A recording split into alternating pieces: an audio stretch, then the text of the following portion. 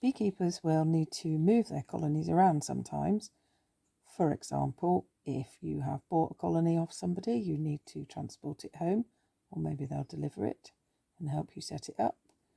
Or perhaps colonies will be moved to follow a specific nectar flow, like moving the colonies up to the moors to take advantage of the heather in flower for heather honey. Beekeepers may just want to rearrange their apiary and move colonies around within it. However, that is not as easy as it sounds, because bees orientate very specifically to their hive and their hive entrance. If you move the hive even only a few meters within the apiary, the field bees who are out gathering resources from that hive, and any bee that flies straight out the entrance, even in the new position, will return to the old position. They won't find their hive. The rule of thumb for moving a hive within an apiary is 3 feet or 3 miles. That means you can shuffle it sideways on your hive stand a little bit every day, perhaps to a maximum of 3 feet or a metre. Or you have to take it to a different apiary site at least 3 miles away. And that is because the bees will fly generally about up to 3 miles, can be further, from their hive to collect their pollen and their nectar. And so they know all of that area and how to get back to the hive's original position. So if you don't move your colony and your hive further than 3 miles away, they will simply come out of the hive in its new position at 2.5 miles away, and they will fly back to its original position in the original apiary. Stage 1 in moving the bees happens the night before. You need to go down and you need to block up the hive entrances at dusk when all the bees have returned to the colony. No point doing it in the middle of the day, because there'll be a lot of bees out flying who will need to come home. Bees don't fly in the dark. In fact, if there's one in your house around one of your ceiling lights and it's night time, the moment you turn the light off, you can hear the bee drop to the ground. Having gone down the night before move day and blocked up the colony entrances, usually with a bit of foam perhaps, and secured in place with some gaffer tape, you're now ready to move the colonies first thing in the morning while it's still cool. Just moved this colony up to the car. It's been secured with 2 parallel ratchet straps done up really tightly so that nothing's going to slip.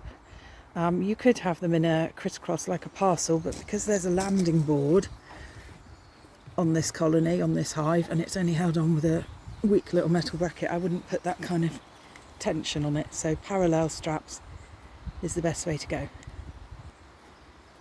If I was moving this colony a fair distance, like an hour in the car or so, I would certainly have a travel screen on top of it, because moving a colony stresses the bees. When they're stressed, they march about the hive a lot, they flap their wings, they communicate with each other with pheromones, and they generate heat. And so a big danger of moving a colony is that the colony will overheat and you'll end up with dead bees. This is a travel screen. It will sit directly on top of the brood box, and so the bees will mill about absolutely underneath there, and as you can see, it's mesh, so lots of air gets to the colony, hopefully stopping them overheat. So were I travelling for an hour or more long distance, I would definitely use this. As I'm only travelling for 10 minutes and it's early morning, then I'm not going to. My bees will be fine. Colony's all good to go. A few loose passengers there, may have been underneath the hive overnight. Let's just hope that one of the mesh floors hasn't sprung a hole suddenly. Fingers crossed. So when you've set up the new colonies, the bees will come out, realise they are somewhere else than they're expecting, and they will do an orientation flight. I don't know if you can see this on camera, but they are hovering in front of their hive. They've come out, gone, crikey, where are we? They're hovering in front of the hive and kind of doing figure of eights, flying in a figure of eight, and basically kind of videoing, memorising what their hive looks like. Doing a home pin, if you like, on their GPS. And in a little while, they will have finished doing that and they will be off foraging. There's another colony doing exactly the same. They've come out. Goodness me, where are we? Don't know. And the bees are flying around. I might see them a little better against that pale hive wrap, maybe not. And doing their orientation flight to orientate themselves to where their hive now is. Baby bees, when they graduate from taking care of the brood and the young bees, they then graduate to be field bees, flying bees. When they first come out, they will do an orientation flight like this.